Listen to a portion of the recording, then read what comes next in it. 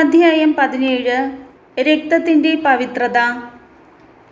കർത്താവ് മോശയോട് കൽപ്പിച്ചു, അഹ്റോനോടും പുത്രന്മാരോടും ഇസ്രായേൽ ജനത്തോടും പറയുക, കർത്താവ് കൽപ്പിക്കുന്നു, ഇസ്രായേൽ ഭവനത്തിലെ ആരെങ്കിലും കാളയെയോ ചെമ്മരിയാടിനെയോ കോലാടിനെയോ പാളയത്തിനകത്തോ പുറത്തോ വെച്ച് കൊല്ലുകയും ശ്രീകോവിലിന് മുൻപിൽ കർത്താവിന് കാഴ്ചയായി അർപ്പിക്കുന്നതിന് സമാഗമ കൂടാരത്തിൻ്റെ വാതിൽക്കൽ അതിനെ കൊണ്ടുവരാതിരിക്കുകയും ചെയ്താൽ അതിൻ്റെ രക്തത്തിന് അവൻ ഉത്തരവാദിയായിരിക്കും. രക്തം ചൊരിഞ്ഞ അവൻ സ്വജനത്തിൽ നിന്ന് വിച്ഛേദിക്കപ്പെടണം.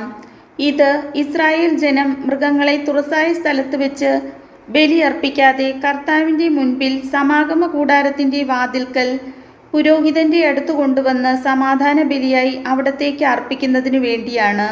പുരോഹിതൻ അവയുടെ രക്തം സമാഗമ കൂടാരത്തിൻ്റെ വാതിൽക്കൽ കർത്താവിൻ്റെ ബലിപീഠത്തിന്മേൽ തളിക്കുകയും മേധസ് കർത്താവിന് പ്രീതികരമായ സൗരഭ്യത്തിനായി ദഹിപ്പിക്കുകയും ചെയ്യണം. അവർ ആരുടെ പിറകെ വേശ്യാവൃത്തിക്കായി നടന്നിരുന്നോ ആ പിശാചുക്കൾക്ക് ഇനി ബലിയർപ്പിക്കരുത്. ഇത് അവർക്ക് തലമുറ തോറും എന്നേക്കുമുള്ള നിയമമാണ്. നീ അവരോട് പറയുക, ഇസ്രായേൽ വംശത്തിൽ നിന്നോ അവരുടെ ഇടയിൽ വസിക്കുന്ന വിദേശികളിൽ നിന്നോ ആരെങ്കിലും ദഹനബലിയോ മറ്റു ബലികളോ അർപ്പിക്കുമ്പോൾ അത് കർത്താവിന് അർപ്പിക്കാൻ സമാഗമ കൂടാരത്തിൻ്റെ വാതിൽക്കൽ കൊണ്ടുവരാതിരുന്നാൽ അവൻ സ്വജനത്തിൽ നിന്ന് വിച്ഛേദിക്കപ്പെടണം.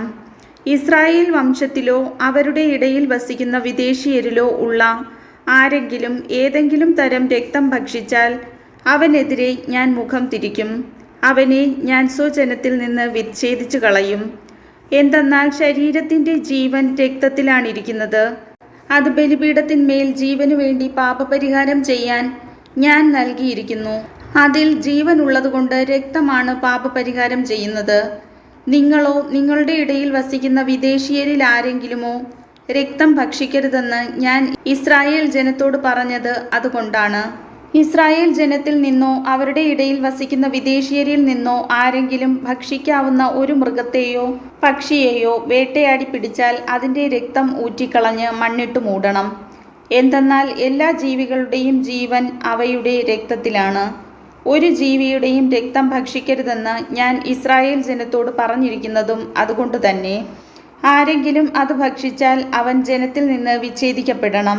ചത്തതിനെയോ കാട്ടുമൃഗം കൊന്നതിനെയോ ഭക്ഷിക്കുന്നവൻ സ്വദേശിയോ വിദേശിയോ ആകട്ടെ തൻ്റെ വസ്ത്രം അലക്കി കുളിക്കണം. വൈകുന്നേരം വരെ അവൻ അശുദ്ധനായിരിക്കും. അതിനുശേഷം ശുദ്ധനാകും. എന്നാൽ തൻ്റെ വസ്ത്രം അലക്കാതെയും കുളിക്കാതെയും ഇരുന്നാൽ അവൻ കുറ്റക്കാരനായിരിക്കും. കർത്താവിൻ്റെ വചനം.